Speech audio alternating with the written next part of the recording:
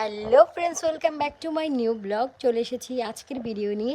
আজকে একটি বিশেষ দিন, সেই দিনটি তোমরা সবাই জানো, আজকে কৃষ্ণের জন্মাষ্টমী। তো জন্মাষ্টমীর উপলক্ষে আমাদের ঘরে শ্রীকৃষ্ণ ভগবানের কিছু আয়োজন করেছি পূজার। আমরা প্রত্যেক বছর এই পূজাটি করি। তো আমার নতুন গোপাল এনেছিলাম 3 বছর আগে, তো এই পূজাটি আমি তখন থেকেই শুরু করেছি। তো আমার গোপলুকে আমি সুন্দর করে সাজিয়েছি। তাছাড়া আমি জন্মাষ্টমীর উপবাস রয়েছি।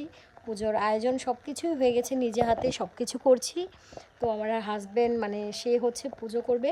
তো আমাদের পুজোর আয়োজন প্রায় শেষ। মা রান্নাবান্না করেছে, পিঠাপুলি বানিয়েছে, তো সব কিছুই হয়ে গেছে। তো আমি পূজার ভিডিওটা তোমাদের দিয়ে দিব। তো আমি কি আয়োজন করেছি, ফল টল কেটেছি, তোমার অনেক কিছুই হয়েছে, মালপোয়া, তালের বড়া, এগুলো সবই হয়েছে। তো এগুলা আমি একটু পরে যেয়ে নিয়ে আসবো। তো সেগুলো দিয়েই পূজাটা প্রায় শুরু হয়ে যাবে। তো কিছুক্ষণের মধ্যেই আমাদের পুজো শুরু হয়ে যাবে। তো দেখতে থাকো আর সঙ্গে থাকো। আর যদি আমার চ্যানেলটি তোমাদের ভালো লেগে থাকে তাহলে অবশ্যই সাবস্ক্রাইবার করে দিও। তো বন্ধুরা, শুভ জন্মাষ্টমী। সকলের ভালো হোক, সকলে সুস্থ থাক।